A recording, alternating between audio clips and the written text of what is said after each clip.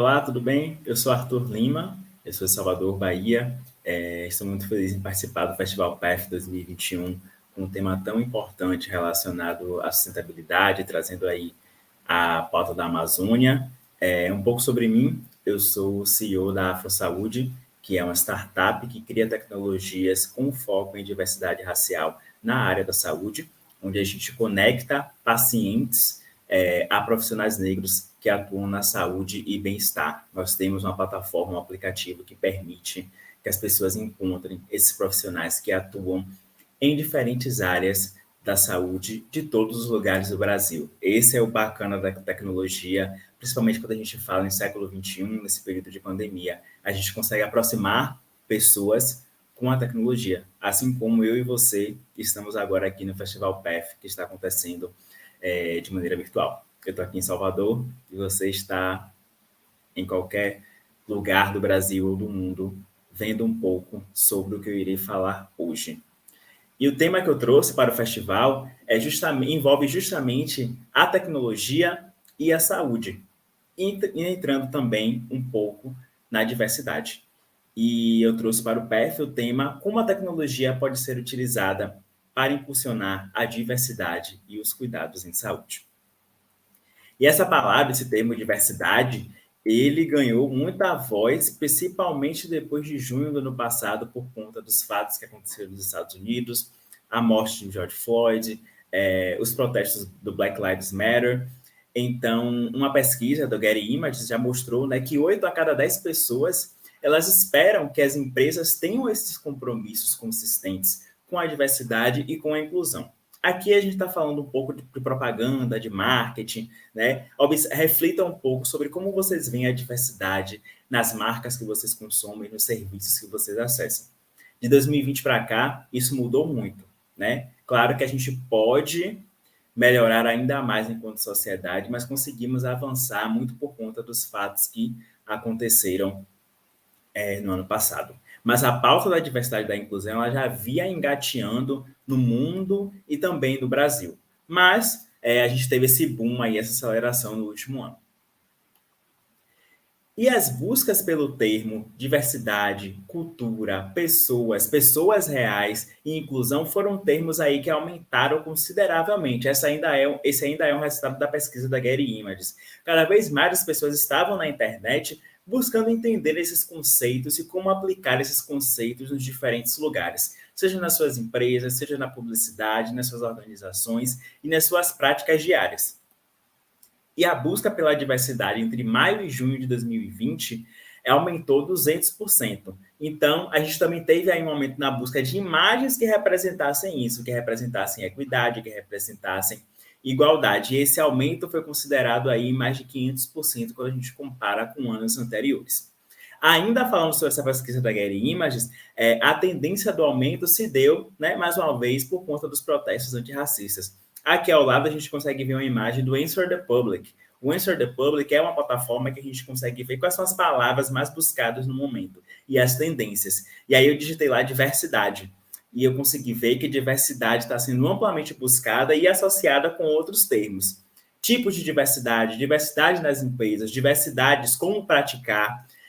Então a gente vê que é um tema que ele entra em diferentes espaços. Acredito que você já viu a diversidade nas empresas, diversidade no mundo corporativo, diversidade também no mundo da política, diversidade no marketing e na comunicação, mas aqui especificamente nós vamos falar sobre diversidade em saúde, a diversidade do lado de quem cuida. Essa foto do lado direito, não sei se vocês já viram, mas ela rodou muito o Brasil ano passado, porque é uma foto muito emblemática. Essa aqui é a foto da primeira turma de formandos em medicina da Universidade Federal do Recôncavo do Baiano, aqui no interior da Bahia. E a gente consegue ver que, muito diferente do que a gente comumente pode ver nas redes sociais, é uma turma de formandos em medicina formada majoritariamente por pessoas negras. E aí, um dado recentemente da pesquisa Demografia Médica do Brasil, que foi uma pesquisa que foi feita em 2019, e esse resultado foi mostrado em 2020, apontou que 67,1% dos estudantes concluintes de medicina se autodeclararam brancos, e que pretos e pardos eles somavam aí 27,7%. Quando a gente compara com os anos de 2013 e 2016, a gente consegue perceber que houve um aumento, porém tímido, da inserção de pretos e pardos, principalmente quando a gente fala aqui em cursos que são conhecidos como cursos elitizados, como medicina, odontologia, psicologia. As cotas, os financiamentos contribuíram muito para que essas pessoas pudessem acessar e entrar nesses cursos e conseguirem também se formar, porque a jornada nesses cursos, que são cursos longos, são cursos caros, independente de ser público ou privado, a gente gasta muito para se manter na graduação, né? E todos os incentivos que existiram nos últimos anos contribuíram muito para que essa foto que vocês estão vendo hoje, ela existisse. Mas a maioria dos médicos, né, quando a gente faz um comparativo aqui Brasil e Estados Unidos, que possuem realidades semelhantes nesse sentido, a maioria dos médicos americanos, eles são homens brancos, assim como no Brasil. Se a gente falar aqui de outras áreas da saúde, como enfermagem, fisioterapia, psicologia, a gente consegue ver aí que tem uma predominância de gênero feminino, mas ainda de pessoas brancas atuando nesse setor da saúde. E assim como nos Estados Unidos, aqui no Brasil, essa representatividade essa representatividade racial, ela é muito baixa.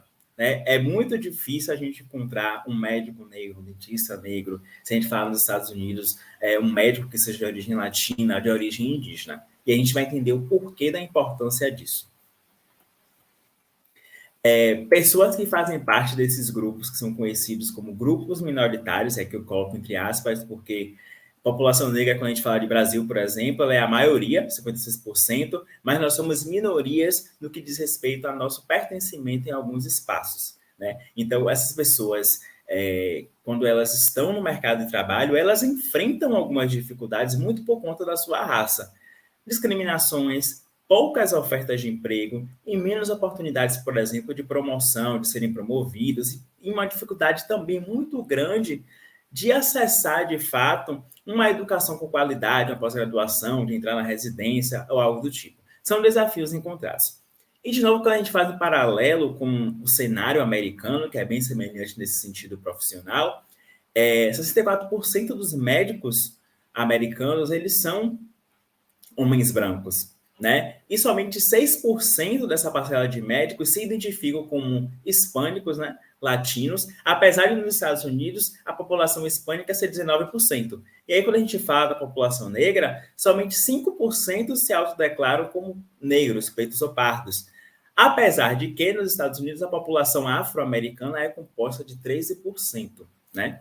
Então, a gente tem essa disparidade aí de grande número de pessoas negras e latinas nos Estados Unidos e essa representatividade ser extremamente baixa no que diz respeito à medicina e à saúde. E o mesmo a gente encontra aqui no Brasil quando a gente fala da população negra.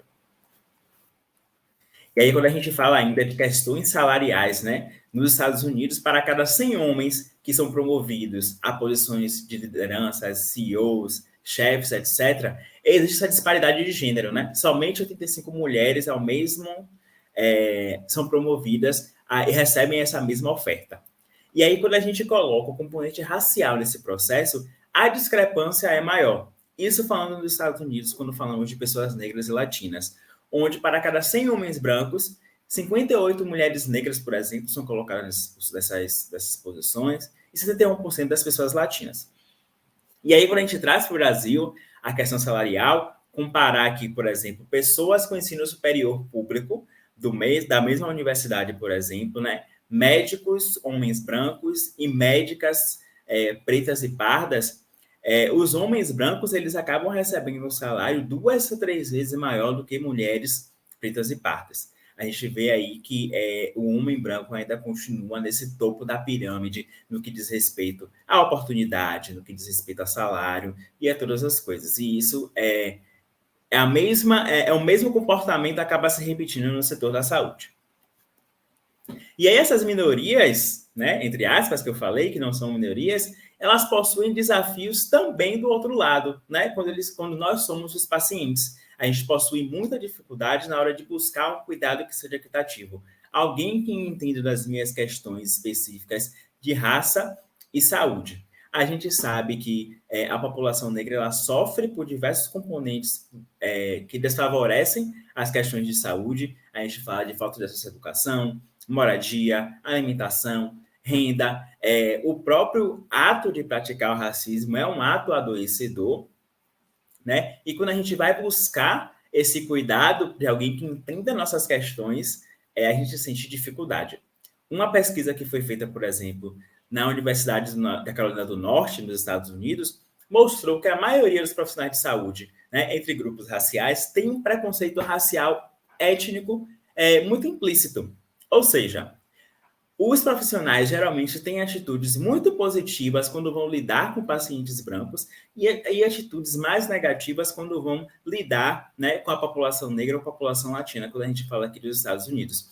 E às vezes isso acontece de forma muito inconsciente, muito por conta da formação em saúde que é praticada nessas universidades. E onde a gente não tem representação de gênero e de raça, há falta de pensamento diverso. A gente não pode, a gente precisa se desfazer dessa ideia de que nós somos todos iguais e que precisamos ser tratados de forma igual. Né? Os desiguais precisam ser tratados de forma desigual, porque nós temos especificidades. Então, quando a gente não tem essa representatividade, essa diversidade nos ambientes, inclusive no ambiente de saúde, a gente carece de criatividade, a gente carece de pensamento crítico e carece de ideias e perspectivas dentro do modo de se fazer cuidado.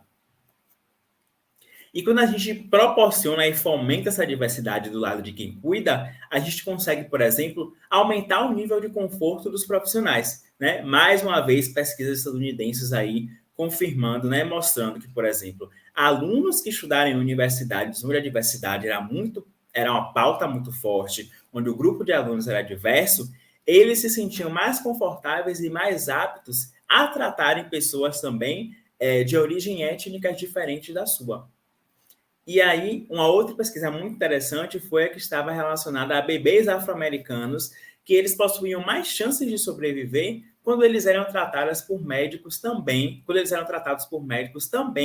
afro-americanos. Essa foi uma pesquisa realizada pela Escola de Saúde Pública da Universidade de Minnesota em 2019.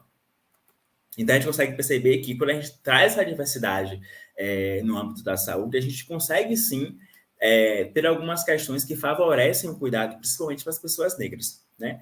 E essa diversidade também proporciona muito aumento da criatividade e o aumento da inovação. Né? Uma ampla gama de perspectivas pode levar a melhores soluções. Aqui, a gente criar soluções que resolvam problemas de públicos diversos, de criar soluções, de criar tecnologias que não sejam discriminatórias e que não tenham vieses, por exemplo. E ainda a diversidade proporciona uma melhor compreensão sobre o conjunto de valores. Né? Uma equipe de profissionais de saúde diversos, ela consegue entender melhor sobre questões relacionadas a crenças, crenças de pacientes, crenças de colegas, religiões, várias dessas coisas entram em pauta, principalmente quando a gente fala aqui de pacientes que são internados, pacientes em cuidados terminais, né? Religiões de matriz africana, pessoas que utilizam adereços na cabeça que não podem ser tocados, que não podem ser retirados. Tudo isso influencia nesse cuidado quando a gente tem uma equipe diversa proporcionando, né, uma equipe diversa presente, seja no hospital, no ambulatório, numa UTI. E o ponto extremamente importante que a diversidade em saúde proporciona é, de fato, a melhor comunicação.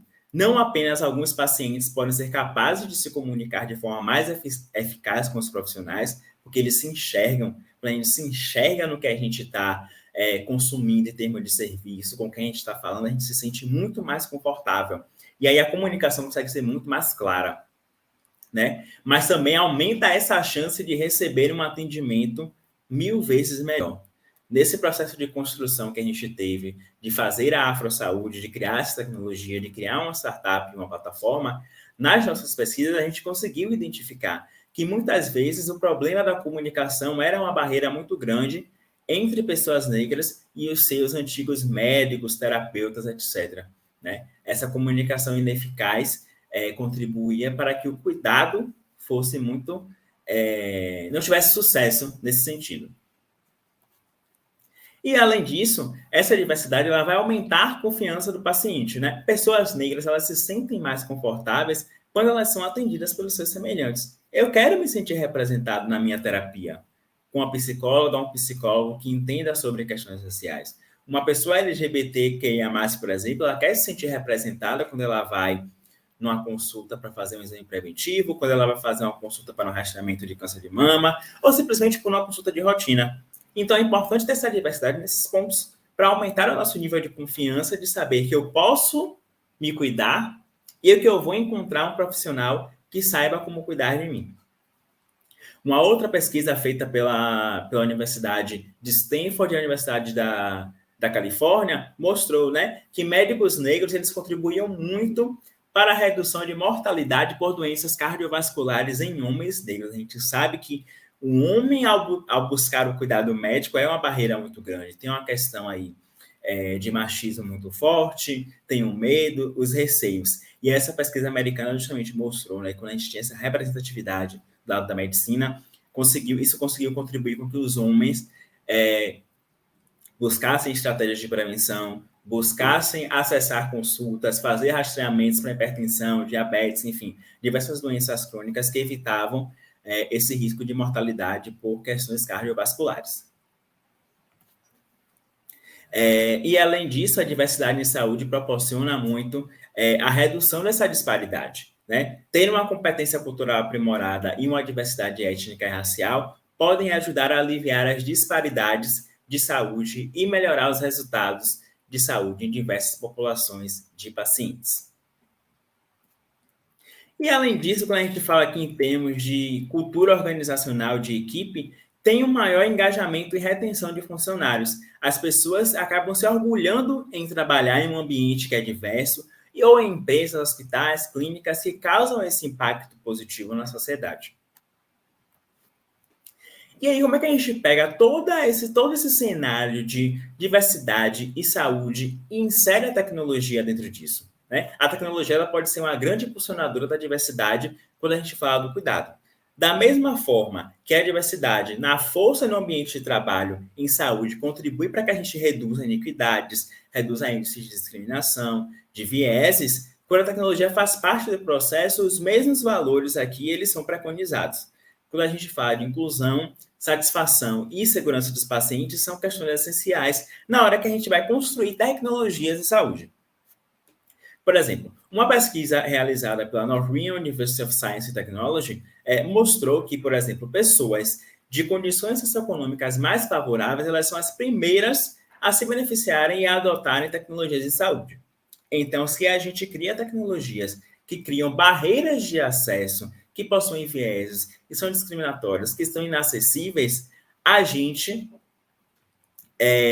quebra, né, esse ciclo, pensando em acessibilidade e democratização de acesso a tecnologias. Então, quando a gente pensa nessas construções, a gente precisa pensar para quem a gente está fazendo, né? E como a população como um todo e populações diversas podem acessar essa tecnologia que está sendo construída. De novo, às vezes, essa discriminação, esse viés acaba sendo muito implícito, ou às vezes ele acaba sendo proposital. E a gente precisa ter esse senso crítico para poder identificar isso.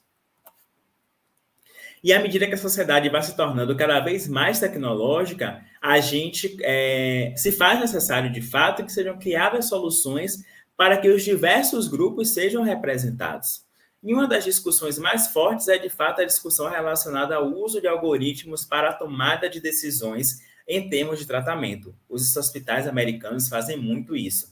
E aí, uma pesquisa realizada pela Escola de Saúde Pública de Harvard conseguiu comprovar que o algoritmo que era utilizado em alguns sistemas de hospitais americanos, eles tinham menos probabilidade, por exemplo, de encaminhar pacientes negros para o tratamento do que pacientes brancos.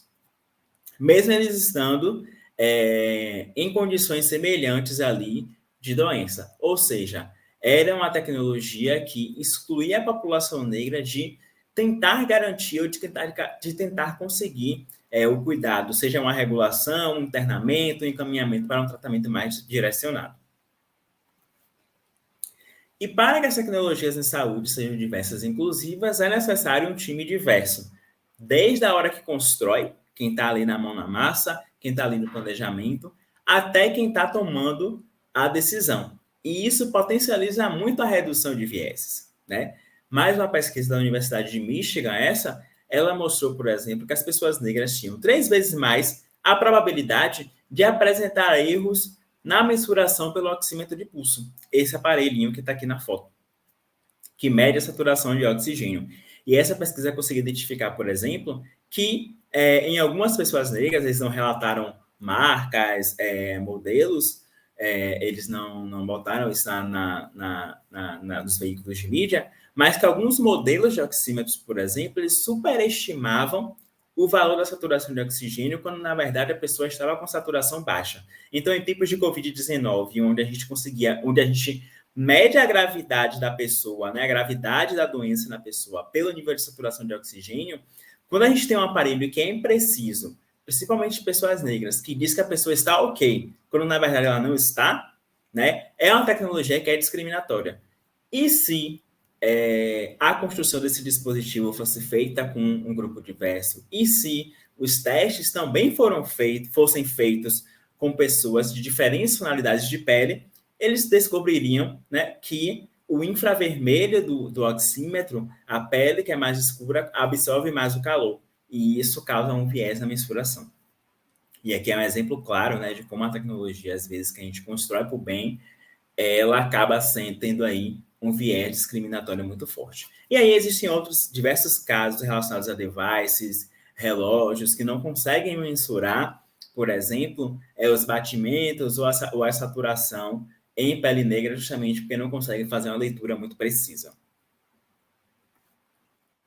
E aí, pensando, né, que muitas tecnologias estão, né, aos poucos surgindo, tecnologias que abraçam a diversidade, trouxe aqui alguns cases interessantes, como esse aqui, o Huge, né, que é uma plataforma dos Estados Unidos que ela justamente diversifica a conexão paciente-médico, conecta pacientes afrodescendentes latinos com profissionais também afrodescendentes latinos, né, partindo desse entendimento que são profissionais que entendem mais sobre essas questões de raça.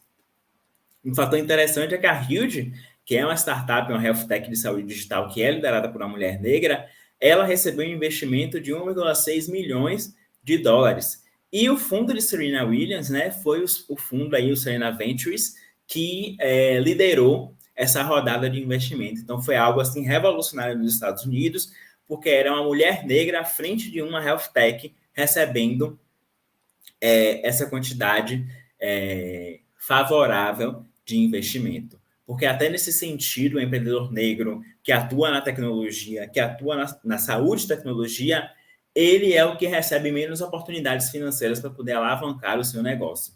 Então, foi um marco aí, tanto nos Estados Unidos quanto para o mundo, esse investimento que a Huge recebeu esse ano. Temos também a Mobile Health International, que é de uma médica nigeriana, que é uma provedora de telesaúde integrada que facilita o acesso de comunidades carentes na África e em cuidados em saúde de qualidade. E aí a Mobile Health, ela torna a saúde mais acessível através de inteligência artificial, realidade virtual, e também tem uma plataforma que permite, né, que pessoas negras em diáspora, né, que a gente diz pessoas negras que estão aí espalhadas pelo mundo, consigam atendimento pelo aplicativo com médicos africanos, às vezes o médico da cidade natal, mas a pessoa está em Londres ou vice-versa. E é uma tecnologia que justamente consegue estreitar distâncias nesse sentido. E aqui também eu trago o case brasileiro, que é da minha startup, a Afro Saúde, que é uma plataforma que cria tecnologias em saúde com esse foco na diversidade racial, onde a gente conecta pacientes e profissionais negros da saúde e do bem-estar. A gente também desenvolve projetos em parcerias com algumas empresas de saúde e a gente está desenvolvendo também soluções com foco na saúde pública. E justamente hoje a Afro Saúde ela possui uma rede aí com mais de 900 profissionais do Brasil, que na sua grande maioria psicólogos, porque é uma demanda muito grande. E a gente consegue fazer essa aproximação de pessoas aí que buscam representatividade e diversidade no cuidado. Eu quero agradecer ao Festival PEF pelo convite de me trazer aqui para falar um pouco sobre o tema de diversidade, saúde e tecnologia. Então, se vocês quiserem saber mais sobre mim, sobre a AfroSaúde, basta acessar esse QR Code, apontar a câmera do celular para a tela, que vocês vão ter acesso ao site da AfroSaúde. E também podemos conversar aí, trocar pelo e-mail, LinkedIn ou Instagram. E, mais uma vez, eu agradeço a oportunidade de participar de um evento tão importante quanto o Festival PEF Amazônia 2021. Obrigado.